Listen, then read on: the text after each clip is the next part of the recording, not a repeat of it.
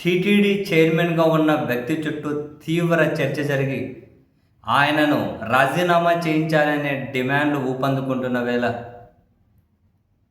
And ఆయన నైతికత మీద ఆయన ఆయన గురించి ఒక మహిళ ఎన్నికలకు ముందే చంద్రబాబు గారికి, జనసేన అధ్యక్షుడికి, లోకేష్ గారికి లేఖ కూడా రాసినా కూడా మళ్ళీ ఆయనకే బాధ్యతలు ఇచ్చారు అంటే ఇచ్చిన వాళ్ళకు కూడా నైతికత లేదు అనే విమర్శలు పెరుగుతున్న వేళ ఉప ముఖ్యమంత్రి, ముఖ్యమంత్రి సమావేశమయ్యారు. వాళ్ళ మీడియానే రిపోర్ట్ చేసింది ప్రస్తుతం రాష్ట్రంలో నెలకొని ఉన్న రాజకీయ అంశాల మీద, ప్రస్తుతం రాష్ట్రంలో నెలకొని ఉన్న అంశాల మీద వాళ్ళు చర్చిస్తున్నారు అని.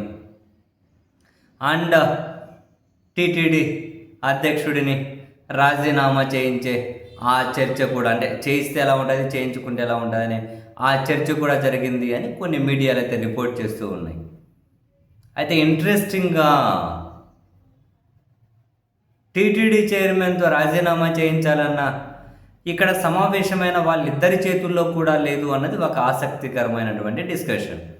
ముఖ్యమంత్రి గారి చేతుల్లో, ఇంకా ఉప ముఖ్యమంత్రి గారు, వీరిద్దరూ కూర్చొని మాట్లాడుకున్న ఫైనల్గా తనతో రాజీనామా చేయించాలి అని అంటే, తనను తప్పించాలి అంటే ఇక్కడ కూర్చొని మాట్లాడుకున్న వీళ్ళిద్దరి చేతుల్లో కూడా లేదు అన్న మరో చర్చ భలే ఇంట్రెస్టింగ్ అనిపించింది. కారణం, తనను టీటీడీ చైర్మన్గా నియమించిండేదే నారా లోకేష్ గారు అని, తనను తొలగించాలి అన్నా కూడా ఒక నారా లోకేష్ గారే ఆ పని చేయగలరు అని, సీఎం అయినా డీసీఎం అయినా ఆ పని ఖచ్చితంగా చేయలేరు అని భలే ఇంట్రెస్టింగ్ డిస్కషన్ సాగుతూ ఉంది. దానికి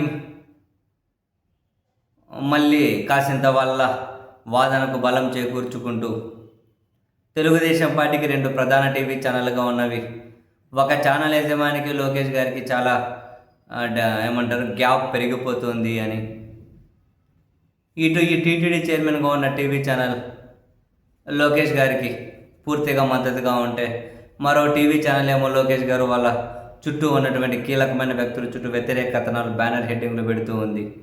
సో రకరకాల కారణాలతో వాళ్ళ మధ్య డిస్టెన్స్ పెరిగినప్పుడు ఈ టీవీ ఛానల్ చైర్మన్ లోకేష్ గారు బాగా ప్రోత్సహించారు, అందులో భాగంగానే టీటీడీ చైర్మన్ కూడా ఇచ్చారు అని. సో ఇప్పుడు కనుక ఇస్తే, తనతో రాజీనామా చేయిస్తే